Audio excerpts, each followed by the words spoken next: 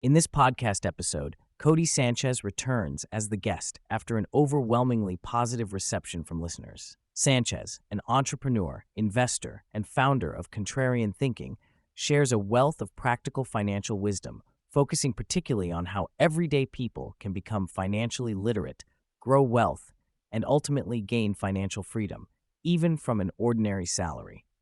Sanchez begins by underscoring the critical importance of financial literacy. She compares understanding money to learning a language, highlighting that without this fluency, one cannot expect to build wealth. A simple litmus test she offers for financial literacy is understanding the difference between debit and credit cards and why using debit cards can be detrimental. Contrary to popular belief, she explains credit cards, when paid off monthly, offer protection against fraud, help build credit, and provide perks such as points or cashback. Debit cards, on the other hand, fail to build credit, offer no rewards, and leave consumers vulnerable if stolen because it's directly linked to their bank account. Sanchez points out that many have been conditioned to fear credit, but the wealthiest people often manage debt intelligently as a tool rather than avoiding it altogether. Developing a credit history early, even through a simple starter credit card, builds the foundation of resources needed before one can even think about making money through investments or entrepreneurship. This initial step of betting on yourself allows ordinary people to begin their financial journeys with leverage. A significant portion of their conversation focuses on the challenging economic environment people face today. Sanchez affirms that money is harder to come by due to stagnant wages combined with soaring living costs, especially housing, which has increased disproportionately compared to income growth. This disconnect means traditional financial advice, such as buying a home as an investment, is no longer universally applicable. For many, renting and negotiating rent prices can be a smarter financial decision. Despite the difficulties, Sanchez encourages listeners to adopt a contrarian mindset inspired by Warren Buffett's advice. Be fearful when others are greedy, and greedy when others are fearful. With markets down and prices falling, such as home prices in Austin dropping by 30%, she urges people to see these downturns as opportunities to buy assets on sale rather than wait for an uncertain market recovery. While the temptation to wait might feel safe, real wealth is often made during cautious, counterintuitive moves in turbulent times. When listeners ask, "How can I make more money today, especially if I don't have the capital?" Sanchez challenges the assumption that money is the primary limitation. Instead, she argues that lack of knowledge and access to money are the true constraints. Smart entrepreneurs leverage other people's money, such as loans, grants, or investors. These resources are often more accessible than people realize, especially to minorities and women who qualify for specialized SBA programs. Regarding entrepreneurship, Sanchez cautions against the myth of going all in immediately on a startup idea. She advocates for maintaining a stable paycheck while experimenting with side hustles, turning passion projects into profitable ventures before quitting a day job. This measured approach significantly increases the odds of success, reducing stress and allowing for better decision-making. The discussion pivots to maximizing income as an employee. Sanchez advises truly understanding your value to the company by quantifying your contribution to its revenue or profits. Once you grasp this, you can strategize on how to increase your value and negotiate compensation with confidence. Often overlooked, this simple approach can lead to meaningful salary increases and career growth within the same employer without rushing to job hop. Shetty introduces an analogy of career growth framed as progressing from a bricklayer to builder, architect, and finally, city planner.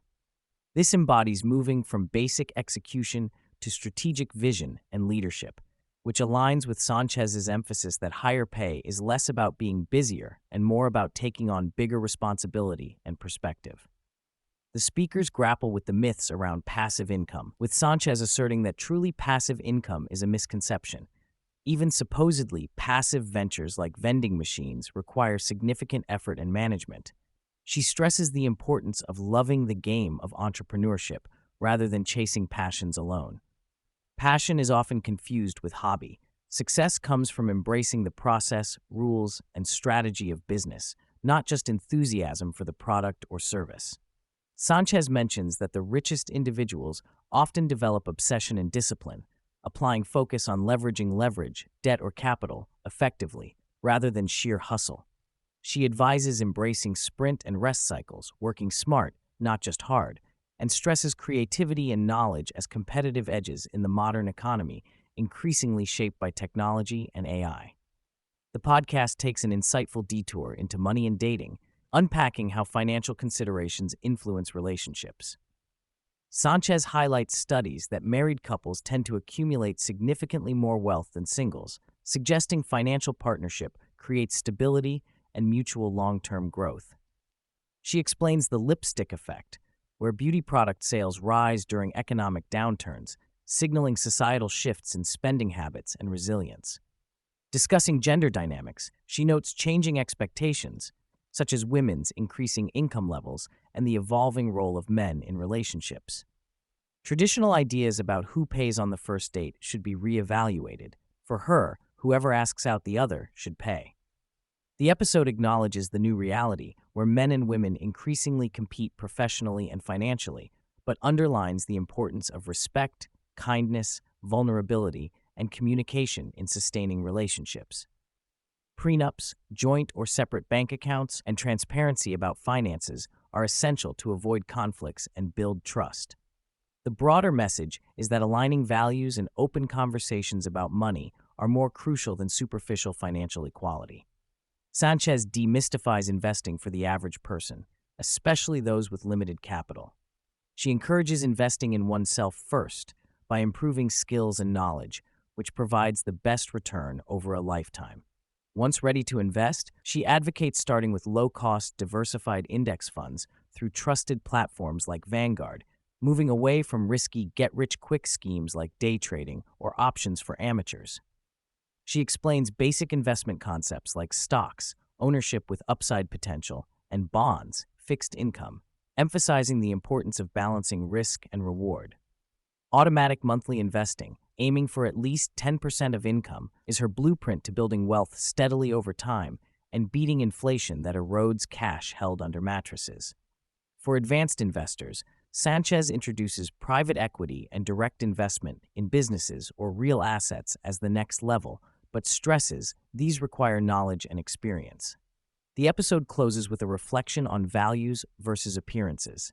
Sanchez laments the cultural tendency to look rich instead of being rich, wasting money on status symbols and fleeting social media approval rather than meaningful wealth building. Both she and Jay emphasize that loving the money game and respecting its rules, not simply worshiping material rewards, is what ensures lasting financial success. They encourage listeners to seek value in learning, personal development, meaningful work, and long-lasting relationships instead of chasing external validations.